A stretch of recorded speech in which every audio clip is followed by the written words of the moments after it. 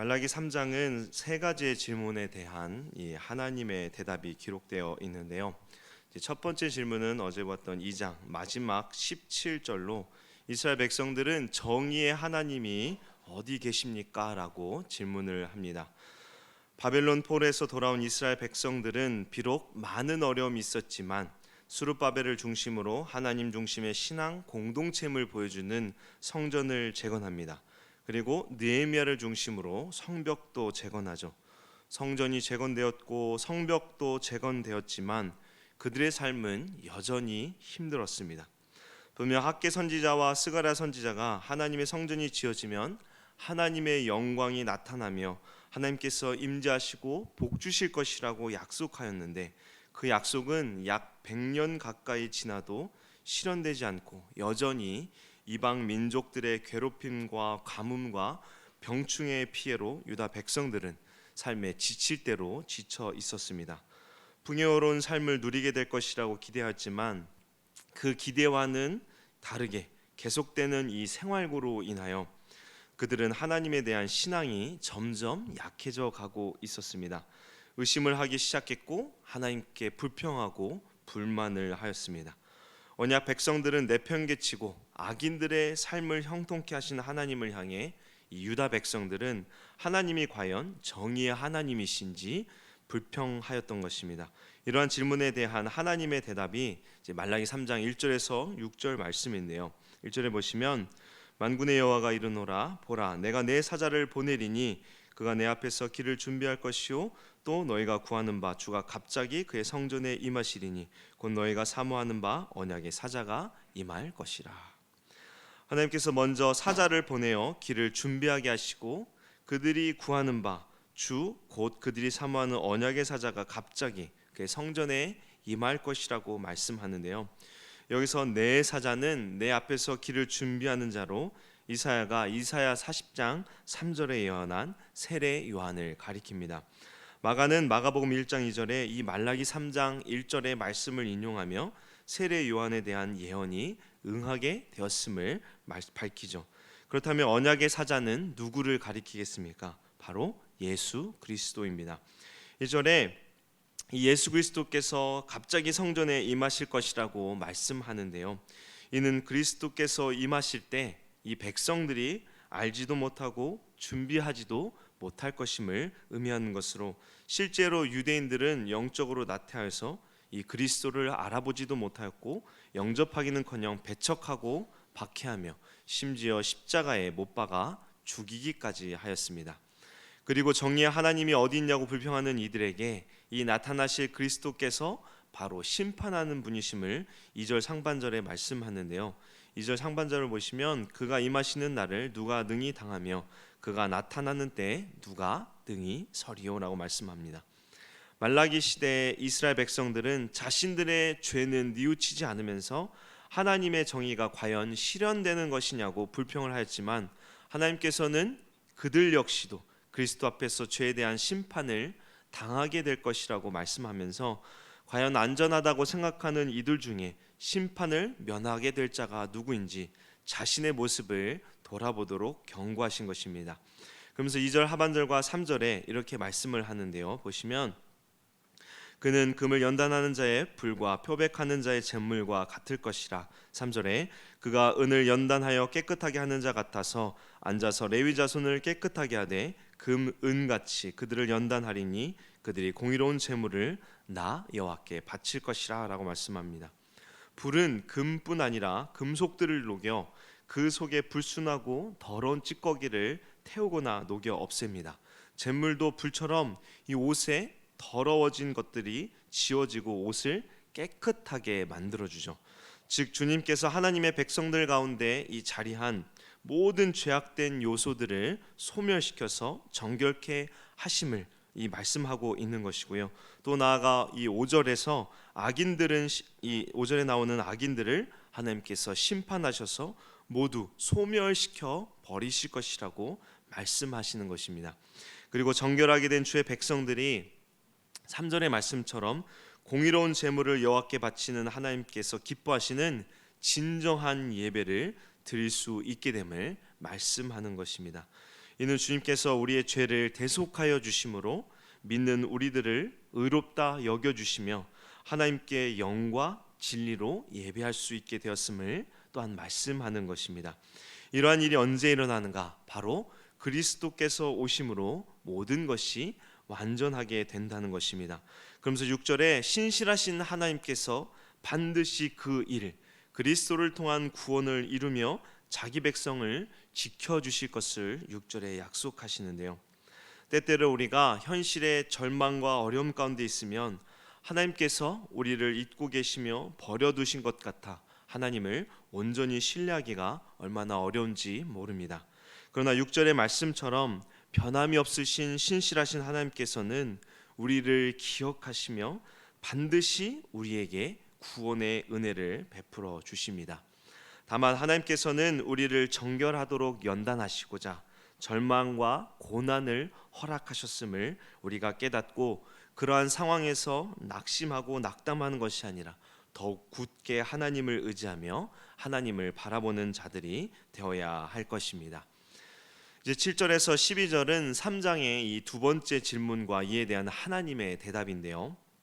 7절에 보시면 하나님께서 이스라엘 백성들의 죄, 하나님의 말씀에 순종하지 않은 죄에서 회개하고 돌이키라는 말씀에 이스라엘 백성들은 우리가 주를 떠난 적이 없는데 왜 주님께 돌아가라고 하십니까 하고 자신들의 죄를 인정하지 않으며 뻔뻔스럽게 되려 질문을 합니다. 이 하나님께서 대표적인 죄에 대해서 말씀하는데요. 8절에 보시면 사람이 어찌 하나님의 것을 도둑질하겠느냐 그러나 너희는 나의 것을 도둑질하고도 말하기를 우리가 어떻게 주의 것을 도둑질하였나이까 하는도다. 이는 곧 11조와 봉헌물이라. 당시 바벨론에서 귀환한 유다 백성들은 앞에서 말씀드렸듯이 굉장한 생활고에 시달렸습니다. 그들은 풍요를 주시지 않은 하나님으로부터 배신감과 실망을 경험하고는 하나님께서 규례로 정하신 11조와 봉헌물 드리는 의무를 하지 않은 것입니다. 이러한 죄를 하나님께서 지적하신 것인데요. 사실 세상의 모든 것들은 다 하나님의 소유입니다. 우리의 풍요로움도 사실 하나님의 은혜이며 이 역시도 하나님의 것이죠.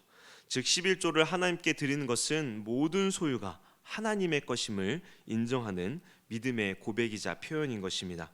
그런데 11조와 봉헌의 의무를 지키지 않았다는 것은 곧 하나님을 믿지 못하고 내가 하겠다는 것으로 하나님께 대한 반역인 것이죠. 또한 하나님께서는 이 11조와 봉헌물로 레위 사람들과 제사장들에게 사용하도록 하셨는데요. 이는 레위 사람들과 이 제사장들이 직무인 제사를 드리는 일에 집중하도록 하기 위함이었습니다. 그러나 11조를 드리지 않으므로 이 11조를 통해 생활하던 레위인과 제사장들이 생활이 어려워져서 성전 직무를 버리고 자기 밭으로 도망함으로 가장 중요한 제사가 온전히 드려지지 못했던 것입니다. 자신들의 생활고를 핑계로 이러한 것들이 지켜지지 않았던 것이죠. 그래서 하나님께서는 오히려 그들이 당하는 생활의 고통이 하나님의 것을 도둑질하였기에 하나님께서 내리신 저주라고 9절에 말씀하는 것입니다. 그러면서 10절에 이렇게 말씀하는데요. 10절에 보시면 만군의 여호와가 이르노라 너희의 온전한 11조를 창고에 들여 나의 집에 양식이 있게 하고 그것으로 나를 시험하여 내가 하늘 문을 열고 너에게 복을 쌓을 곳이 없도록 붙지 아니하나 보라. 하나님께서 11조를 통해 하나님이 약속하시는 이 복을 주시는지 하나님께서 확인해 보라고 말씀하고 있죠.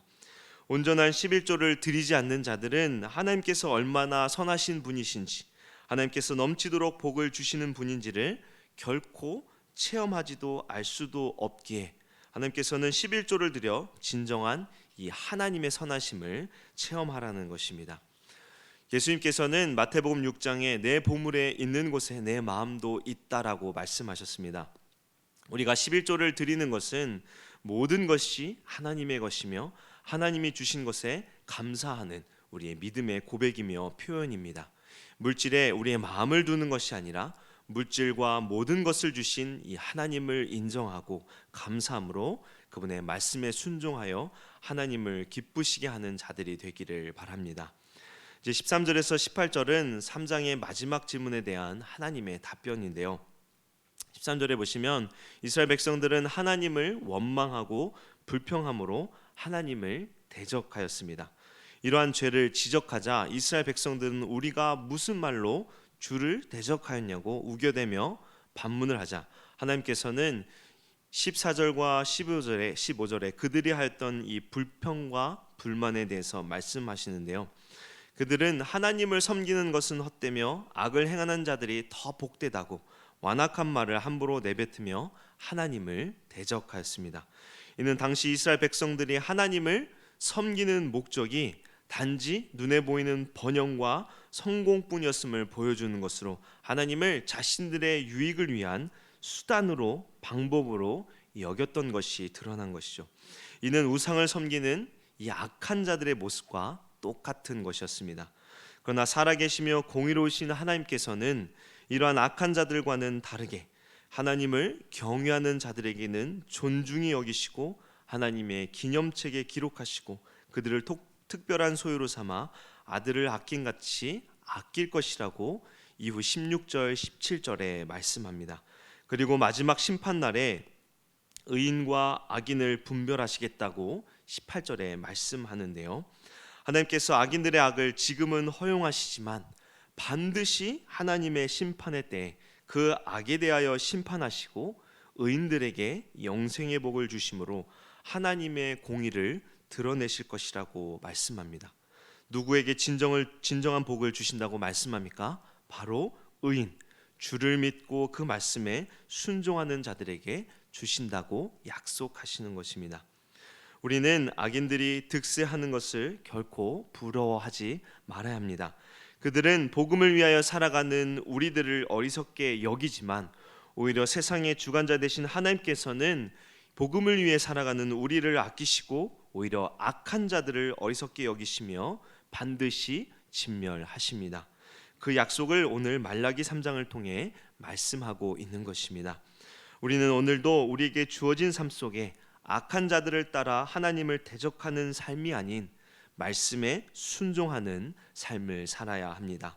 순종의 삶을 사는 자에게는 하나님께서 반드시 지켜주시고 복을 주실 것이라고 말씀하죠. 비록 고난과 고통의 시간들이라 할지라도 그것을 통해 하나님께서는 우리의 믿음을 연단하시며 정금과 같이 흠없는 하나님의 사람으로 만들어가며 영광의 면류관을 씌워 주실 것입니다. 그렇기에 절망하는 것이 아니라 신실하신 하나님을 소망하고 믿음으로 인내함으로 승리의 삶을 살아가는 우리 모두 되기를 주님의 이름으로 축원합니다. 함께 기도하겠습니다. 은혜의 주님, 말라기 3장을 통해 하나님을 대적하는 이스라엘의 죄악을 보았습니다. 하나님을 의심하고 불평하는 자들이 아니라 우리 또한 신실하신 하나님, 우리를 위하여 예수 그리스도를 보내주신 그 놀라운 사랑에 감사하며 하나님을 온전히 섬기는 자들 되게 하여 주옵소서. 때때로 삶에 지치고 힘들 때 세상이나 자신을 바라보는 것이 아니라 변함이 없으시며 우리를 구원하여 주시는 하나님을 의지하는 자들 되어서 믿음으로 승리하게 하옵소서. 오늘 하루도 말씀 따라 순종하며 살아가는 주의 거룩한 백성들 되게 하옵소서. 감사드리며 우리를 주의 소원하신 예수 그리스도의 이름으로 기도합니다. 아멘.